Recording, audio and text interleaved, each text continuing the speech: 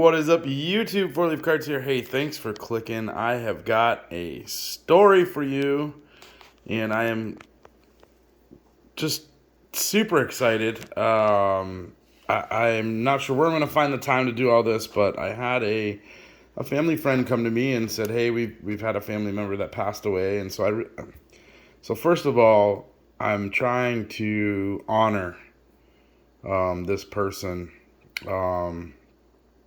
But they had asked me to say, hey, we got a bunch of baseball cards. There's some other things too, some coins and some stamps. And I loosely collect coins and stamps, but not obviously. I know a lot more about baseball cards. So they had asked me to come in and look at the collection, and I was wowed. I mean, just wow. I mean, it wasn't millions and millions of dollars, but just an absolutely wonderful collection and everything. Actually, I'm gonna give you a quick glance here, because who wants to look at a table? So some 58s, some 59s. There's a Gibby rookie, Clemente Amaris, stack full of some old school basketball, football. There was some kind of oddball stuff, and I already kind of went through. There's these Jets. Just kind of an oddball set there. Jets from 56. And also and it's funny because you know how things work out. This is a 56 Flags of the World. You guys remember my story about the Wilbur chocolate flags. And I just feel so connected. And you guys know I look for connections, but I feel so connected to this collection because I've actually been thinking about putting together a set that would have been in my dad's time. He really he didn't collect much with me. It was my aunt. It sounds really strange, but my aunt was kind of a tomboy. Played baseball. She's the one that really taught me how to pitch and throw, and played catch with me quite a bit. I mean, my mom played catch with me too. I got a lot of females in my life that were sports. My dad was just a motorhead, and I think he appreciated sports, but just didn't enjoy playing them. Anyway, but he had a bunch of cards as a kid that they put in the bike spokes, and I mean, I think we've heard all the stories. They threw it up against the wall, and you know, his mom, my grandma, threw them all out. You know, when he moved away or whatever.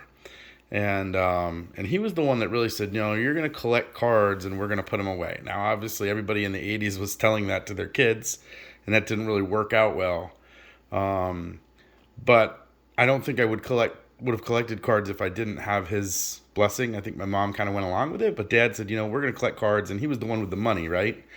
And so he was the one that enabled this. And so I've been trying to think about whether I wanted to put together the 58 or 59 set, because he would have been right around 8 or 9 then, and that's kind of what age Little Leaf is, right in that range. And I was getting ready to buy a starter set this year. This is going to be the year that I've been poking around some vintage boxes and buying some of the Red Sox and stuff for my Red Sox team set, but this was going to be the year that I was going to pick one, 58, 59. I really like 58, but I was leaning toward 59. I think it's just a little bit of an easier set. I don't know. In my head, I had that, but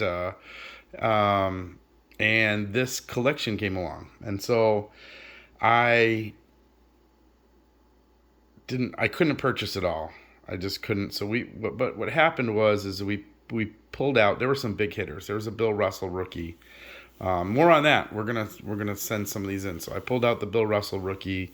There's a Larry Brown rookie. So big cards. Bob Cousy rookie. A bunch of Mantles. That were in really good shape. I'm hoping they're 5s or 6s, but they might be 4s. I don't. Oh, got Ray from Philly, right? It's 4. It's probably a 3. But even at 3s. Some of those cards are going to be comma cards. And so we pulled those out. They're in the process of getting stuck together with another order to get out to PSA. We decided to go PSA on that. I don't know. I could have been persuaded to go SGC, but what I'm trying to do is get maximum value out of those for these guys. And so I forget how many we pulled out. Maybe 7 kind of high dollar items that really looked good enough to go. or had enough, power to take the chance to go. And everything else kind of stayed. And I offered to buy this. Well, I said, let me check with my wife. And my wife thinks I'm nuts, but God bless her, she trusts me a little bit. So we have, I don't know what I'm going to do. Now I've got a conundrum. I've got a good stack of 59s.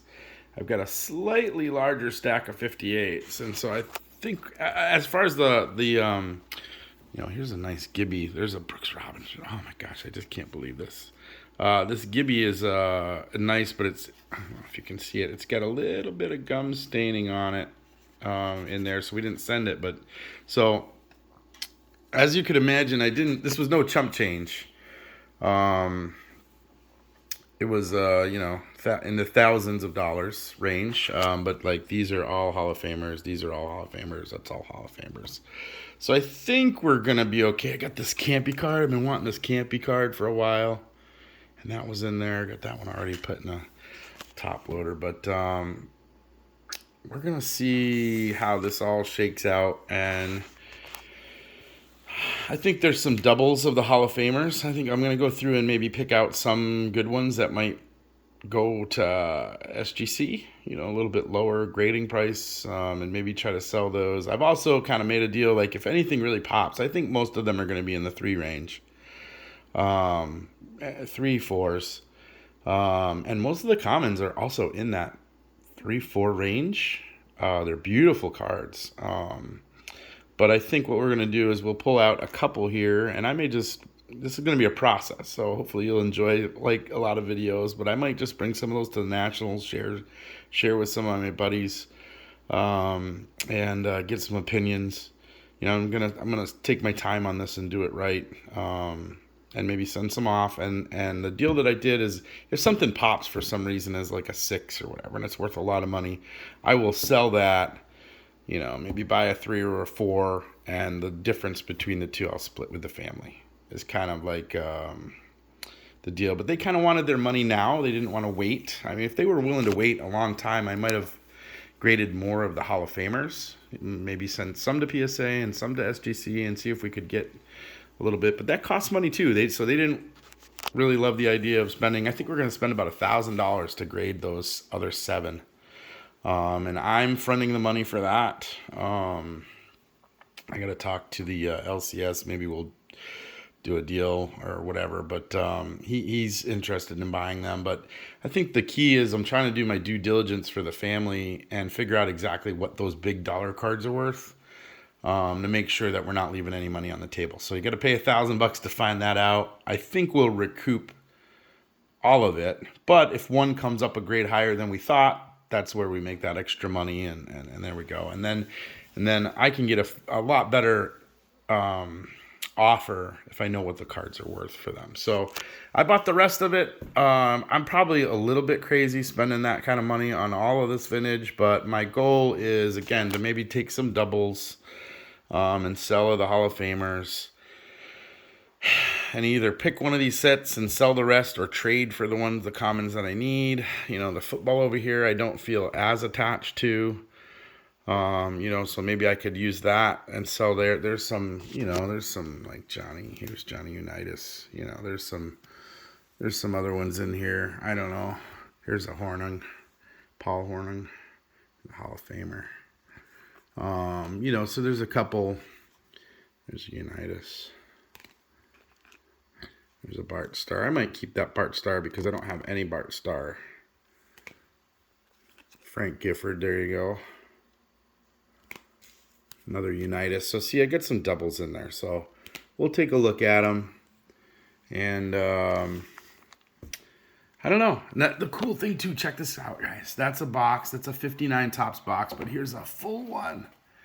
Topps 59. So I think I'm definitely going to build the 59 set because I have the box to go with it. And here's some goofy bubblegum cards.